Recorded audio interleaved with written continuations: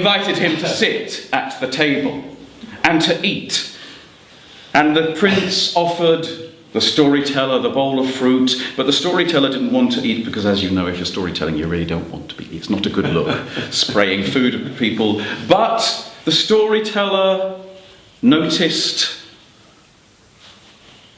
the cherry stones on the prince's plate. And there were 8 of them. And he was reminded of a childhood rhyme that he remembered that went, tinker, soldier, sailor, rich man, poor man, beggar man, thief. And he said, Your Highness, I am here to remind you of what it is to be a real man, whether you are tinker, tailor, soldier, sailor, rich man, poor man, beggar man, thief. And the prince said, well, you needn't bother with tinker, because you are clearly the tinker.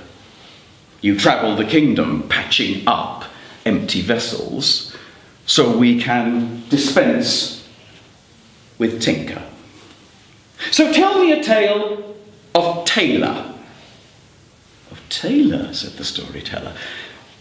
Can I tell you a story of a man who sews, at least? Not quite a tailor. He's a craftsman and he sews, and, Your Highness, I tell you this story because you heard it when you were a child, and I know this because your mother told me.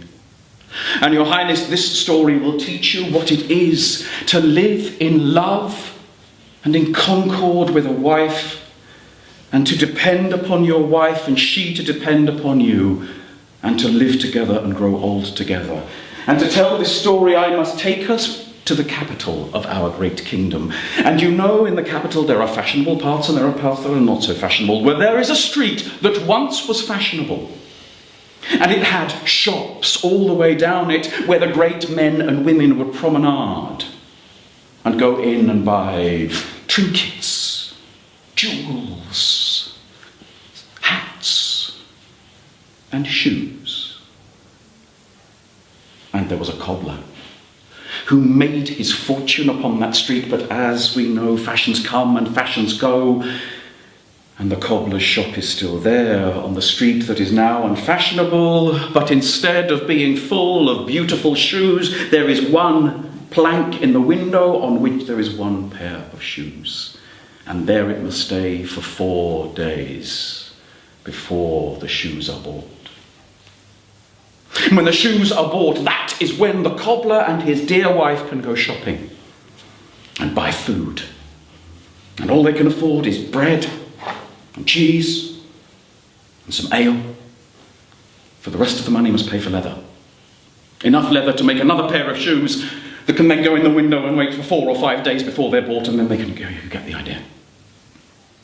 The cobbler and his dear wife had fallen on hard times. Well, one day, they sold a pair of shoes, they took the money and they went shopping. The cobbler bought enough leather to make another pair of shoes, his wife bought bread and cheese and ale, and they went back home. And the light was fading, so the cobbler did not start work immediately. He simply laid the leather out on his workbench, and he went into the parlour with his wife, where she served the food. And they ate their simple repast, and then they went to bed. Now, I don't know which of you here live in old houses. But if you've ever lived or slept in an old house, you will know that old houses breathe. They make noises. When they cool down, they make noises. When they warm up, they make noises. And in the night, they can be very noisy indeed. And so this old cobbler's shop, as it cooled down in the night, creaked and groaned, so that the cobbler and his wife, who were fast asleep in bed as they had been every night since their wedding day, and they did not hear the noises coming from the workshop. In the morning they came down for a simple breakfast of porridge. And the cobbler left his wife cleaning the dishes, and he went into the workshop, and where he had left the single piece of leather, there was now A pair of shoes. A pair of shoes, but not just a pair of shoes. The stitching was so fine, so beautiful. There was so much detail in the carving of the leather and the cutting and the gluing. The shoes were perfect. So the cobbler went to put them in the window, but his wife had heard him exclaiming. She'd come running in. She'd seen the shoes and she said, "Oh no, they are not going on a plain plank in the window." She went back into the parlour. She went to the cobbler's own chair where he sat in the evening watching the flames of the fire, and she took the cushion from it. And then she went to their bedroom, and in the wardrobe was a memory of happier and richer times. A waistcoat the cobbler used to wear, made of silk. And with a heavy heart she cut it up and made one half of a cushion cover. And on that cushion she placed the shoes and put them in the window. I told you the street was unfashionable, but it was still a shortcut. Those shoes were not in the window for 4 days. They were not in the window for 4 hours. Within the hour they were sold, and not just for the price of one piece of leather that could make two shoes, to make one pair, but enough leather to make 2 pairs of shoes. They went shopping. They bought enough leather to make 2 pairs of shoes, and they bought their bread. Cheese. And what else? Meat, but come on, what? Non-specific meat of a sort of sausage kind. I mean, it's not going to require that. Can we be a little more specific? Steak! They were expensive shoes. They were rich. And steak.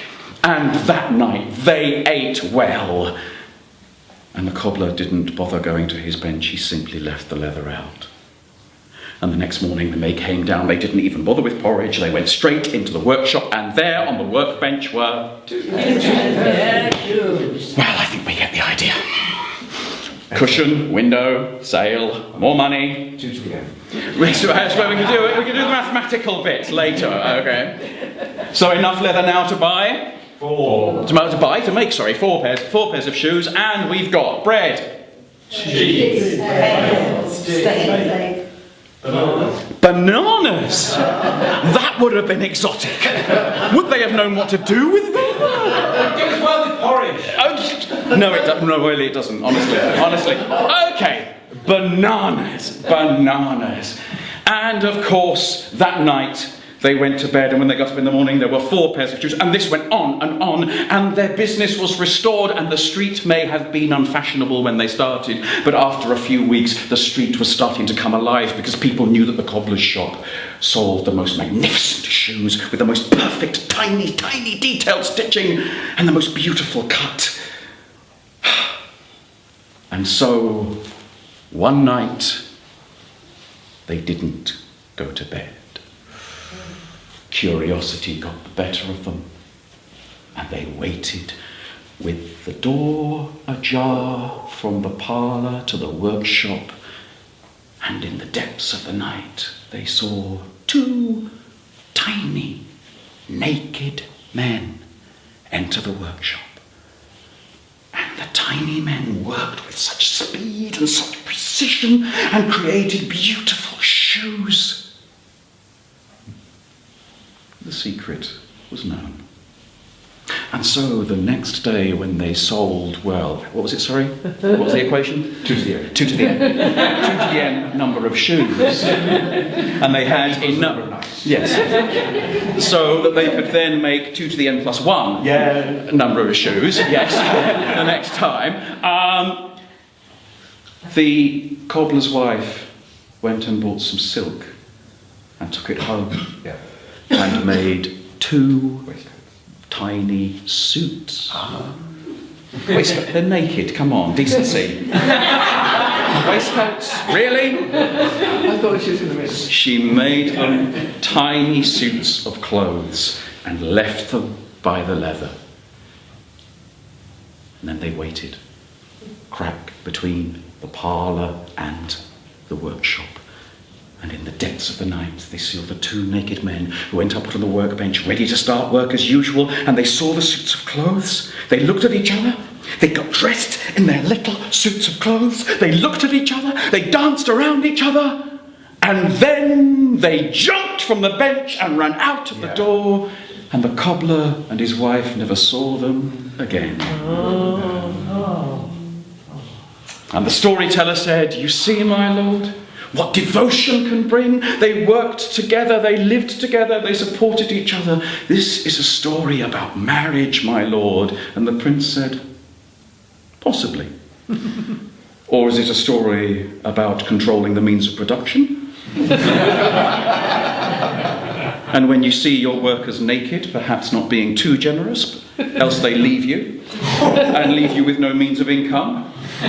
And the storyteller smiled and looked at the cherry stones and said, perhaps we will move on from the tailor. Sorry? Soldier. Tell me a tale of a soldier, said the prince. And the story